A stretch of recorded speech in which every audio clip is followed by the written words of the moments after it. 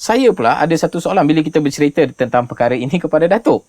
Dulu kalau saya sendiri secara peribadi, saya lihat Datuk kita nampak agak rapat dengan beberapa kumpulan, dengan beberapa golongan, even non-Muslim dekat Malaysia ini nampak sangat bagus, ada hubungan yang bagus dengan mereka. Tetapi seketika selepas daripada itu kita nampak macam Datuk ada sedikit gap bersama dengan mereka. Macam Datuk dah tak sama macam dulu di dalam perhubungan dengan mereka dan sebagainya. Boleh why that happen? Why so and happen like that? Ada satu tempoh ialah tempoh di mana kita melalui satu pengalaman. Saya sebut. Dalam pengalaman tu kita berjumpa, berdialog, menerangkan Islam.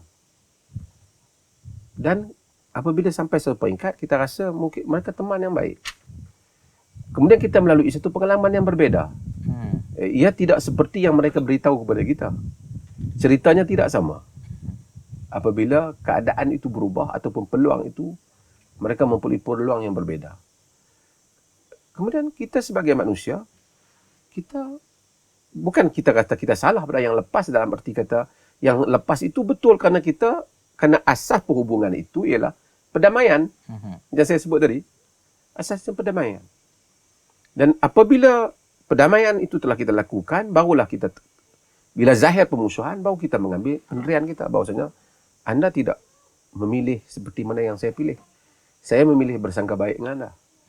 Saya berpilih untuk rapat dengan anda. Saya memilih untuk memberi peluang kepada anda.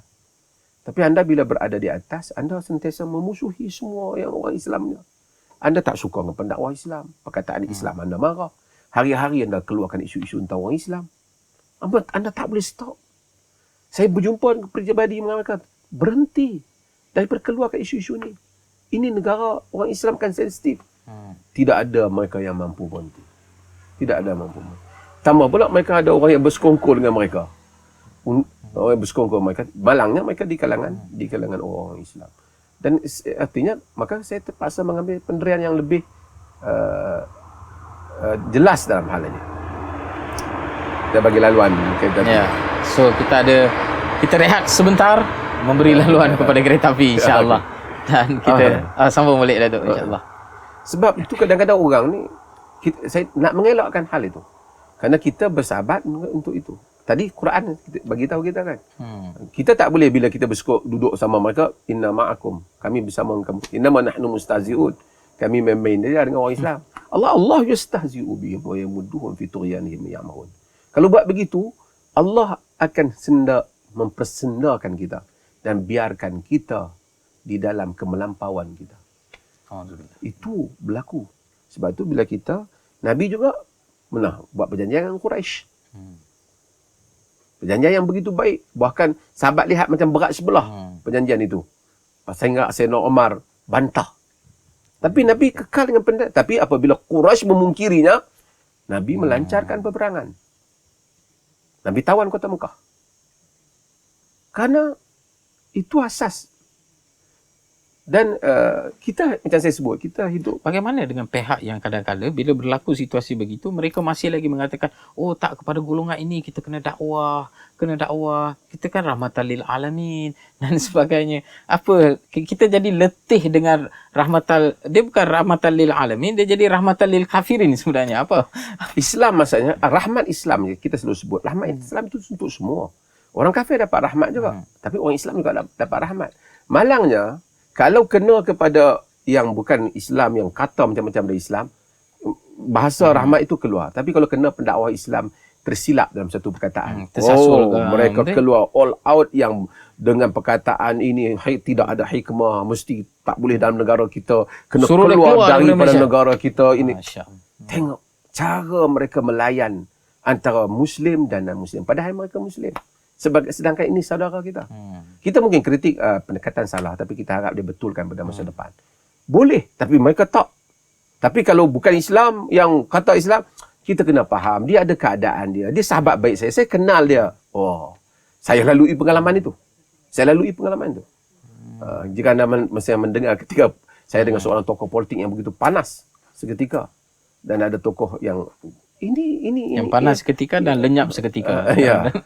Dan bukan, saya tidak bermula dengan permusuhan. Mereka semua sahabat yang saya kenal mereka. Cuma saya nak mengingatkan. Tadi saya sebut tentang kita kena hati-hati dalam hal ni.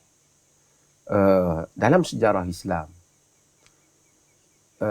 jatuhnya empayar orang Islam bukan bermula dengan serangan musuh saja, tapi bermula dengan pengkhianatan orang Islam sendiri. Ada orang Islam yang lemah, yang rasuah, kita tentang dia. Salah guna kuasa, tentang. Sikap yang tak adil, kan? Ini sama juga ni, apa menteri 3 hari, rakyat banyak hari ni. Kita kritik dia. Apa punya ni doktor-doktor double standard, double standard. Kita kritik dah, kita tak puas hati. Saya sebut dalam Twitter saya, kan? Pada awal lagi. Ini semua.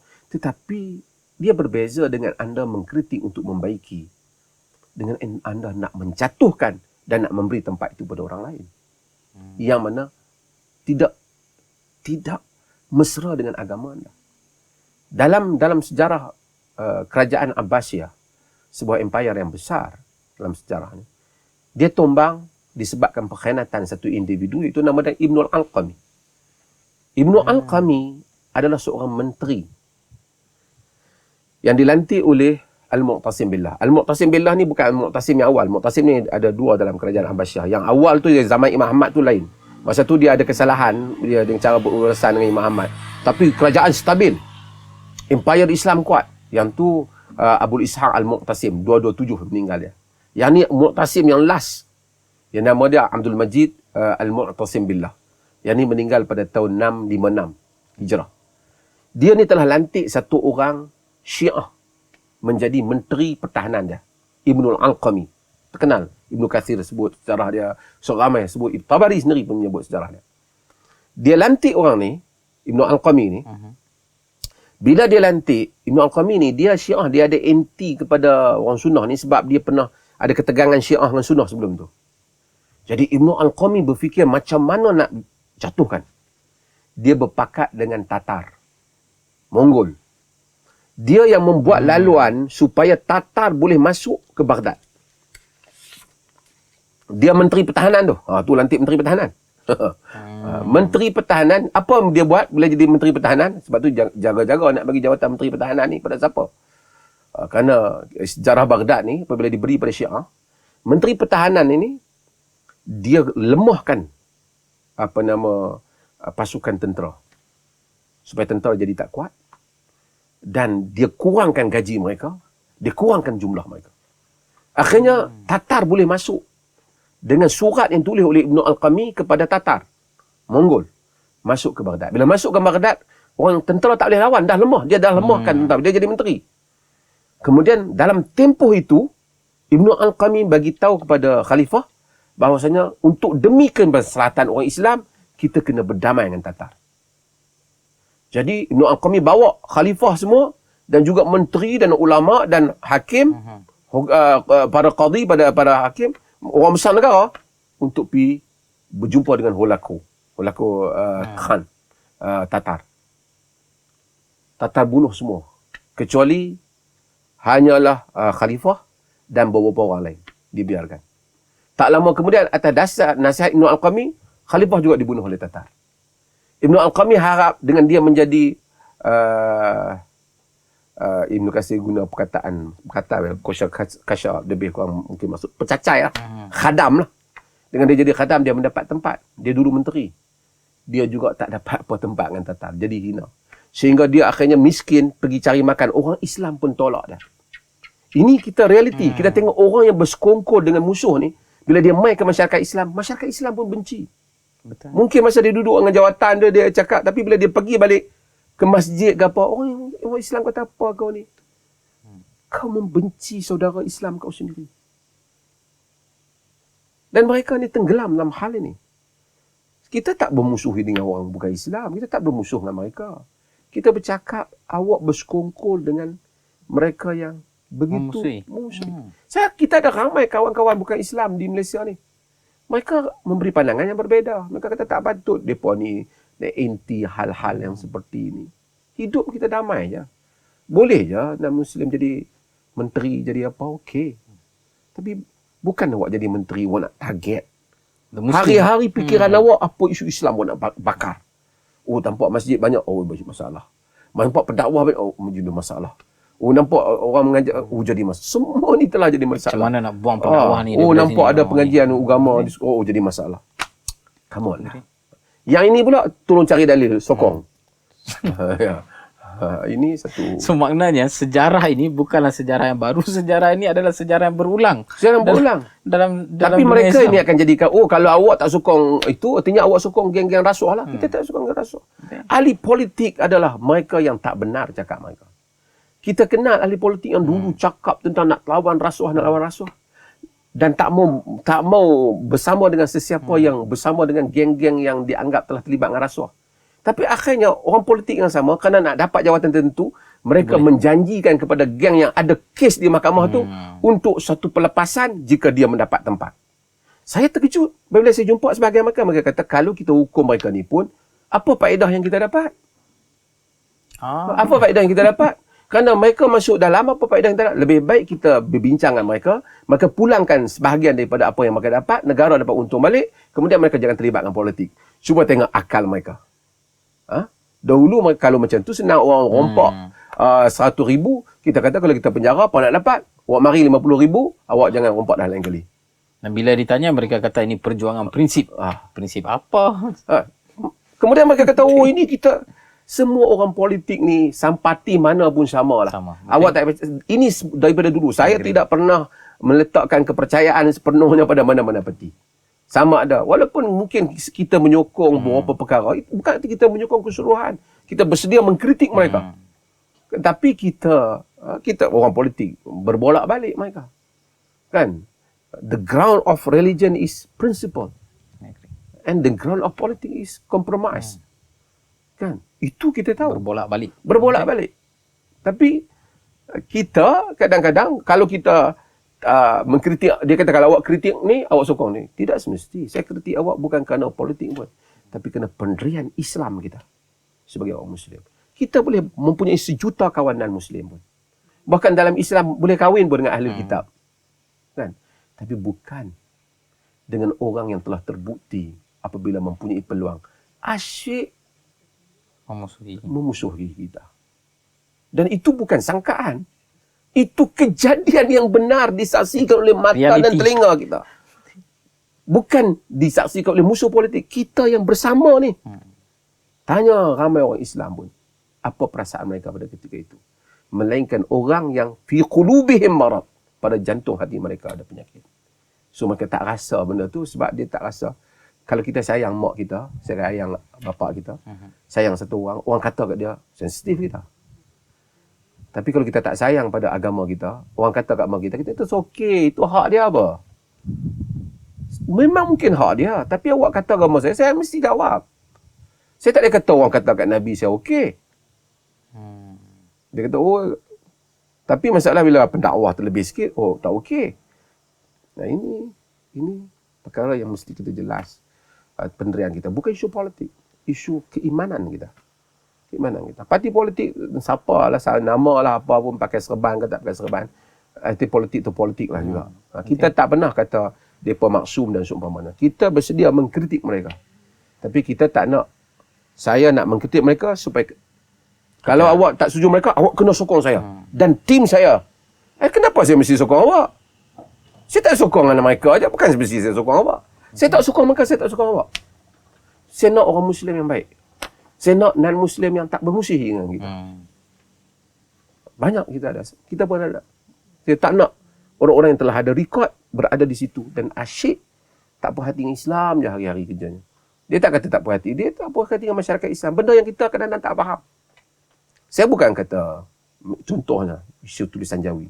Bukan saya kata, saya tak setuju kata wajibkan non-Muslim tulisan Jawi. Tapi itu bukan tempat untuk melancarkan kontroversi, demonstrasi, sampai nak menegang masyarakat. Untuk apa semua ini? Untuk apa semua ini? Tapi kenapa sekarang awak semua diam? Kenapa awak sekarang diam? Menunjukkan bahawasanya apabila awak ada ruang itu, awak bertindak guna sesuatu. Sedangkan kami bila ada ruang itu, kami cuba mengharmonikan keadaan. Bagi peluang. Saya okey. Ni raya Cina, kerajaan nak bagi lebih pun tak apalah. dah kalau dia nak. Tapi masalah tu masalah kesihatan, kena jagalah.